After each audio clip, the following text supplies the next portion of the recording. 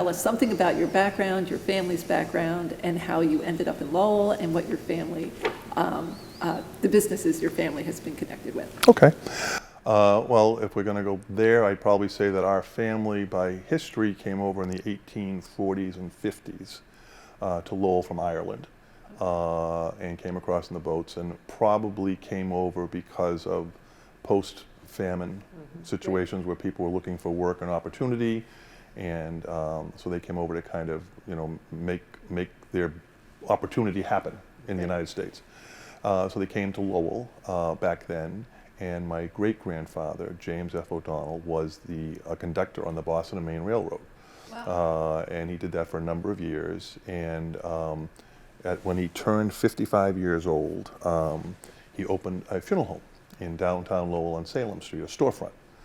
And the reason he did that was because over the years he had gotten to know so many people, because he would help them come in off the boats from Ireland, help them get up to Lowell, find housing, jobs, things like that. And so that's kind of how and some people said to him, you should open a business because you know a lot of people. And so that's what he did. And he opened the James F. O'Donnell and Son Funeral Parlor on Salem Street in 1884. Wow. Coincidentally, this September will be 140 years old. As a four-plus generation family-owned business in Lowell, which is interesting. I was with, and I mentioned this to Jackie one time, I was with some people in Boston who kind of know their thing, and they asked me what I did, and I told them, and I mentioned fourth generation, and they said to me, do you know that only 9% of companies make it to 4 generations? I did not know that. And I did not know that either, okay, but they were very specific about the number. It wasn't like 20 or 15, it was 9%, which I thought was interesting, which shows you how difficult it is to kind of pass whatever it is, whatever we're doing or what other companies are doing. But Lowell was conducive to that too. I mean, it's a great city. I'm very proud to be a resident of it and born here. And really, when you talk about Lowell, in my opinion, it's really Greater Lowell, because even though Lowell is the hub, the integration of all the communities around Lowell, we call it Greater Lowell up here. Right. And I think it's equally important to how Lowell has succeeded, is by what's come in and what was here, but also what's come in to make it better. So that's kind of how we started, as far as my great-grandfather. And then after that, he had 3 sons. He had Edward, James, and Thomas. And Thomas was my grandfather. And he went into the business with his father. And Edward went into the business with his father. But James E. Went a different route, and he became an attorney.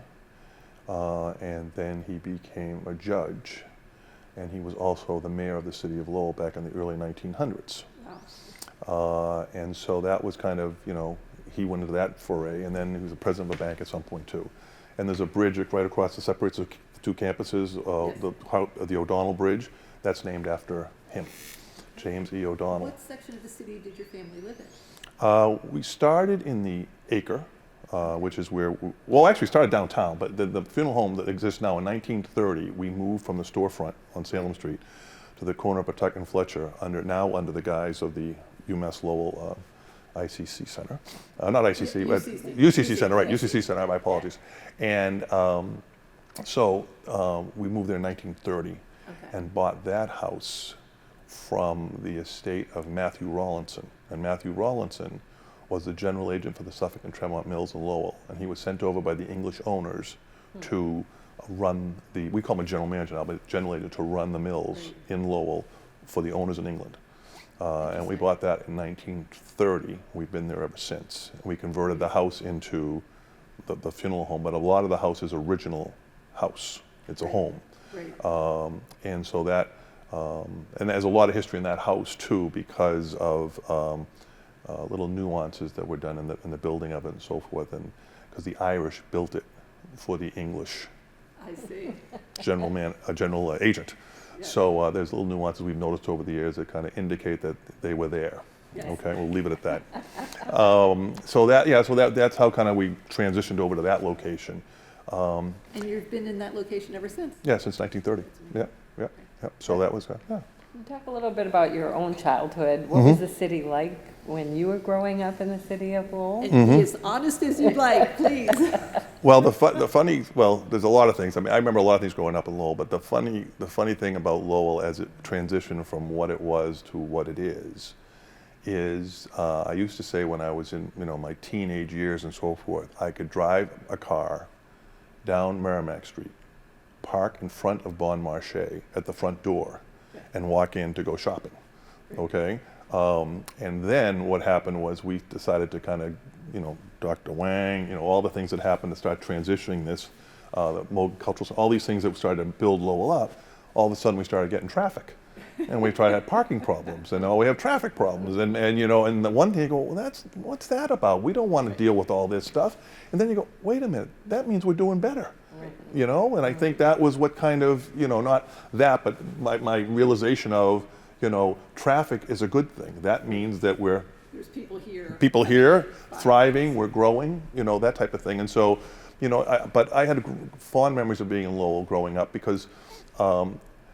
Back then, there were a lot of big families, okay? And so there was a lot of big families, and I'll mention names, the names, the Donahue family, the Scannell family, the Conway family, and I'm not limiting that, the Moriarty family on the Highland, I mean, all over, I can't name them all because there's too many of them, but there were just a lot of big families, and so there was that kind of sense of community.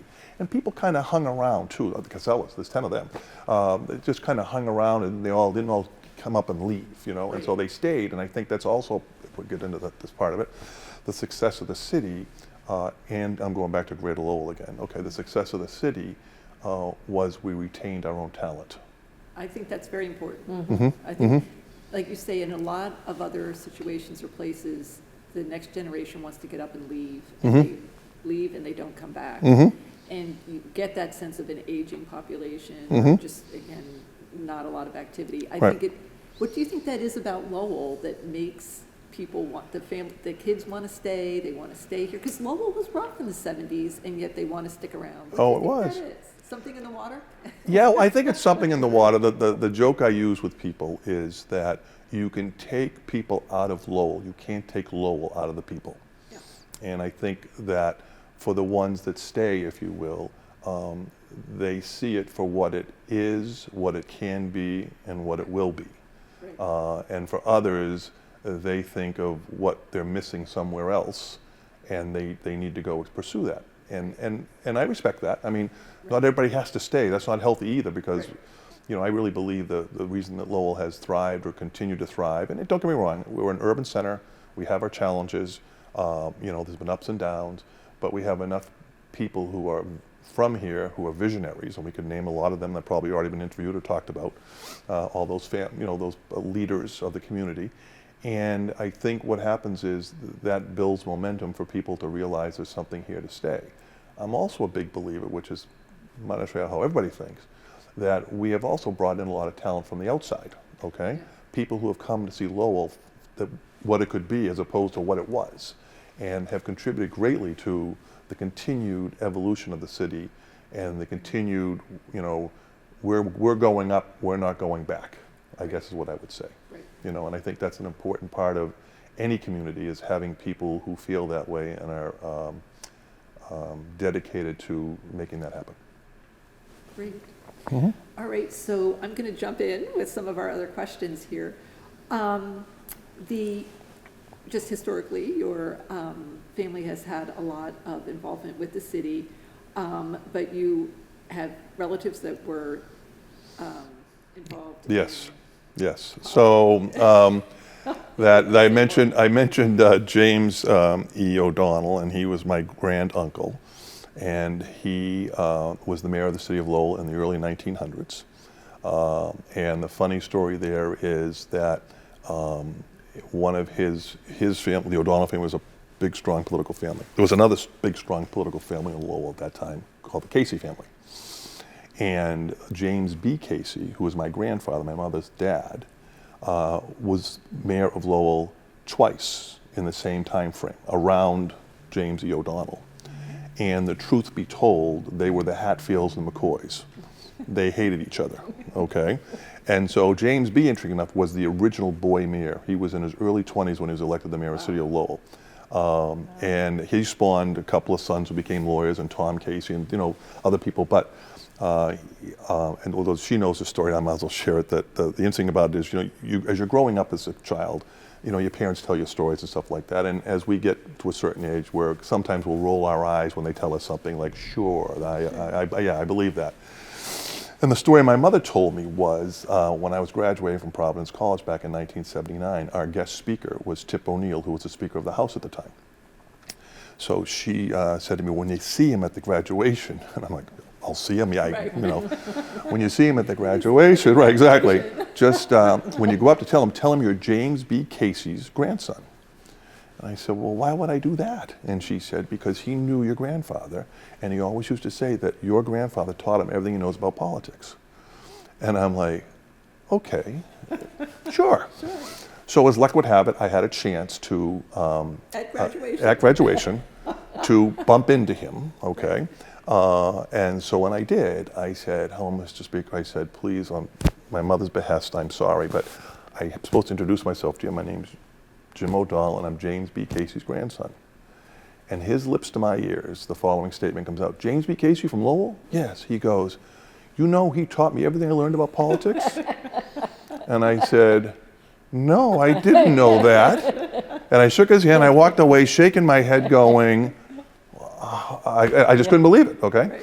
So there was politics on both sides, but the humorous part of the story is in 1942, my father, James F. O'Donnell, married the love of his life, Mary Catherine Casey. Oh my goodness. And so it was a merger of two big families that didn't care for each other up until 1942, Right. who now got married and now Right. off from there. Right. So, but yeah, so they were involved in politics, and then when we got into our stage of our lives and that type of thing, one of my cousins, Tom Casey, is a former city councilor. He was a grandson as well. But in the line of work I was in, and my father was in, and our family was in, we felt that running for office wasn't in the best interest of what we do for a living. Right. So we were more supportive of our political friends and allies, but we didn't necessarily run for office because we felt that was sometimes compromise what we were trying to do in our profession. But then you did get very involved with nonprofits. And so Correct. maybe we could turn now to your work with Lowell Memorial Auditorium, because that's certainly, it's such an important cultural institution within the city. So if there was one area that you could Sure. transition from your workday world to... Fair enough. I think that actually came about 15 years ago, and I had wanted to do something. I was involved in a lot of nonprofits that Jackie knows, and Zoni didn't name them. There are a lot of people involved in these other nonprofits. But with What's the name of Yes. well, the American Repertory Theater. I was the chairman of the Greater Lowell Chamber of Commerce. I was involved in a couple of the hospital boards and things like that over the time, different at St. John's before it was St. Lowell General, and a few other things too. But what I was more interested in 15 years ago was giving something back to the city. Okay. And so that's why I thought I could offer some help there, because the arts were always of interest to me. That's why I was involved in the MRT for 23 years. And as you know, the seal of Lowell is art is the handmaid of human good. Right. Okay. And I think that's not everybody realizes that, okay? But that's kind of a pretty important thing that we have held on to for a long, long time. So I kind of felt that that's something I had interest in, had some history in, and I wanted to kind of help participate in that. So I put my name in when they were looking for people to appoint to the Board of Trustees at Lowell Memorial Auditorium. So I joined about just shy of 15 years ago as a trustee, and eventually soon thereafter actually was named the chairman of the trustees.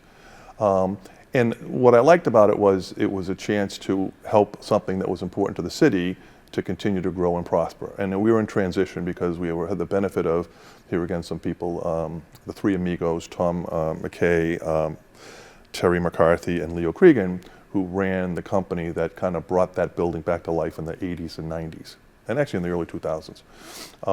And so it was kind of a smooth running machine, but like anything, you have to kind of keep it tuned. Right. Right. And there was transition where they retired. We had to bring in other management companies, which we have since then. But it's been much like the city of Lowell. It's had this, and now it's back to here. And so I wanted to contribute in some capacity, so that's why I did that, to join there and try to help make my mark with others to continue the importance of that building.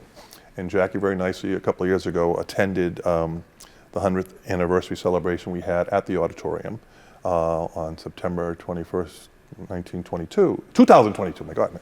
And that was where I got quoted, and actually was in the Globe, I got quoted calling it the jewel of the city. And I believed that. Yeah. But then I thought to myself, well, probably the chancellor thinks the jewel of the city is UMass Lowell, and probably Middlesex thinks it's the jewel of the city, and everybody else. So I realized maybe I spoke too soon, but it was my jewel, okay? Yeah. And I heard you guys talking earlier in some of the other conversations, and one of the things is that as time has gone on, after LaLasha Park was built and Songus was built, and were great additions to the city, there became transitions there as well, where they now became part of the UMass Lowell family of buildings and entertainment and usage, which is great. So the only thing that Lowell City still has, in my opinion, is the auditorium. And the auditorium has been the home to naturalizations. I mean, for a number of years, we'd have 2,400 people there 3 or 4 times a year to be sworn in as naturalized citizens. I don't think a lot of people realize. They don't. That's why I'm really- leading with that. I'm not leading with concert shows or anything else. To me, Right. let's go back to the beginning. I mean, that's Right. what Lowell is, the melting pot. It's, you know, a city of opportunity. And so I think that, you know, people don't realize that. We've had, you know, charitable events there. St. Jude Hospital has a major event there every year. We've had weddings there. We've had funerals there when the 4 police officers died tragically in a plane crash, I think about 25 years ago. The funeral was there. Shows, obviously, speakers, speaker series, that type of Boxing thing. matches. Yeah. Golden Gloves, and actually, we're by the time this comes to print, it will be different. But we're in the running for the National Golden Gloves again in 2027. And so yeah, so it's quite a gambit actually, you know. And then don't hold me to the exact years, but in the 25 to 30 year range or so, the MRT took over Liberty Hall, which is a part of the auditorium, Right. in the building sense, but it's its own space, and you know, and continue to Lord D Theater, which is a big deal to have your own, you know, professional theater in your city. And in the beginning, Tommy, go ahead. I was just going to say, maybe you could say a few words, not only with your experience at the auditorium, but with MRT, working with Nancy Donahue. She was, I'm sure, Yes. Yes. Yes. Part of all of that experience. She was a driving force for that, and to this day still is. Remember I talked about big families before? Well, I was friendly with that family, if you will. And I remember when I came out of college, I was home just a few years working, and I got a phone call from her saying, how would you like to be on the board of the MRT? And I said, well, and she said, okay, it's a 3-year term. I said, okay. And then for the next 20 plus years, I'd get a phone call every 3 years going, you're on again. I said, oh, okay. But I loved theater. I was involved in stuff at Providence that kind of tied into that a little bit too. So I've always loved, you know, theater, whether it be, you know, the whole concept of that. So, but the MRT, the interesting about the MRT that was underutilized and underappreciated was when it was there, is they did a study, you know, and this goes back a number of years, to see the impact. And they realized that the MRT at the time, more or equal to the auditorium, was bringing in people from out of town who were buying tickets to go to a show, were going to restaurants to eat, okay, and were coming into Lowell to see Lowell in a different light. Right. And that was really important, okay? And if you think about it, much like LaLasha Park later on with baseball, there's a lot of people went to those baseball games and weren't from Lowell. Right. And the Songus Center, same thing, you know. So having venues, if you will, going back to the auditorium and the MRT, having those things draw people into the city is always beneficial for the lifeblood of the city. And the MRT was key in that. And people didn't fully appreciate that, I think, as it was happening, but as they learned, I'll tell you who learned was the city leadership learned, that this was something that had to be sustained and continued because it was a valuable asset, you know, for the restaurants. And that's what the auditorium does as well for the restaurants. And that's an important part of, you know, a city to maintain and thrive is you need your residents, but you also need your visitors. Right. And just talk to the national park, Right. for as an example. And so another perspective you bring to the conversation, you're reminding me as we're talking, is that business perspective. Mm-hmm. And so we've had a couple of people who own their own business. Mm-hmm. You have your own business, Mm-hmm. very successful business. Thank you. And so talk about the partnership.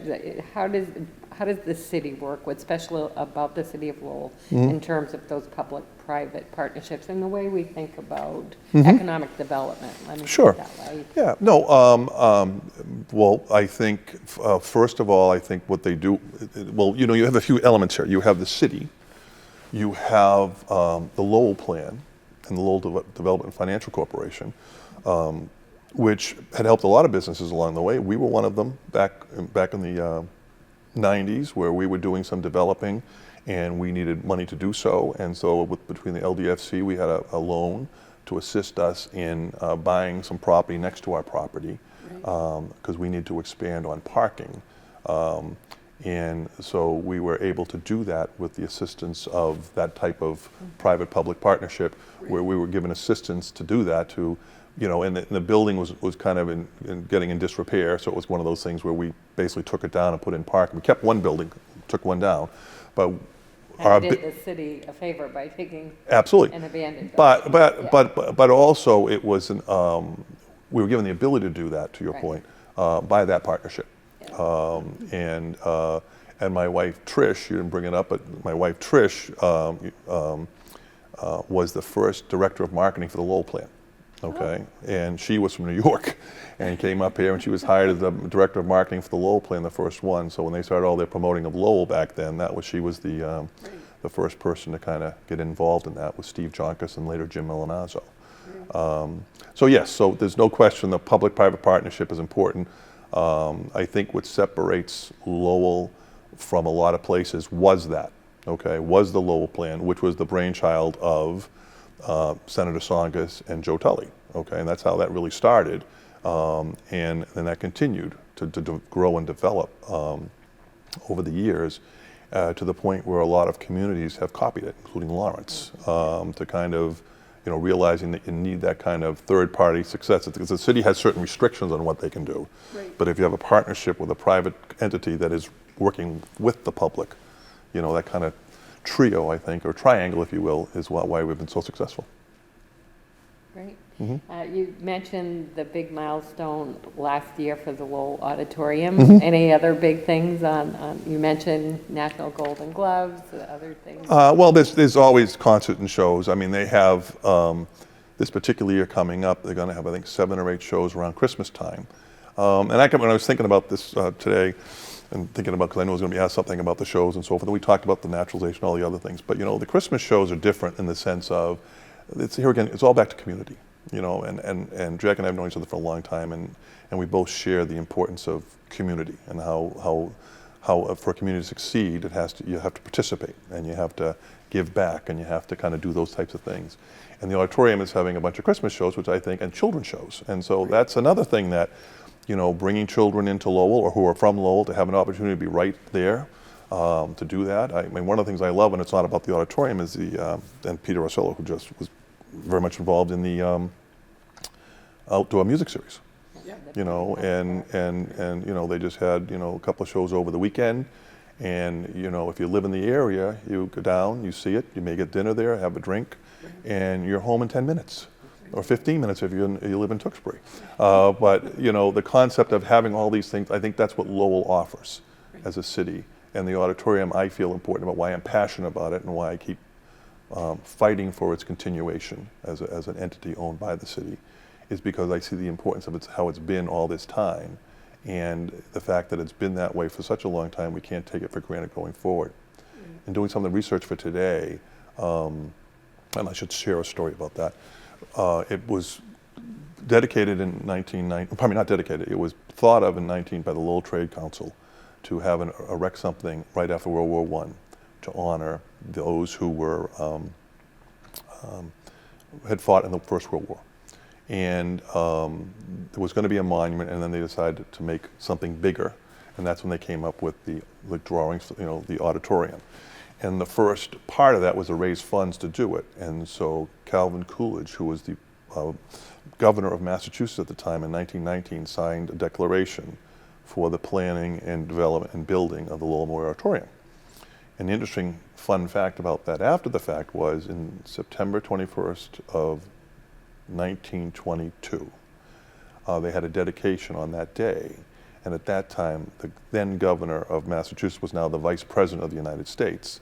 So he came up by train from Washington for the dedication of the auditorium on September 21st, 1922, which is kind of cool, Yeah, I think. it's considered that important. Right, And really, even in terms, when we think about the broader history of Lowell and these efforts at urban revitalization, when that building was built in 1922, that was an important, big, expensive building.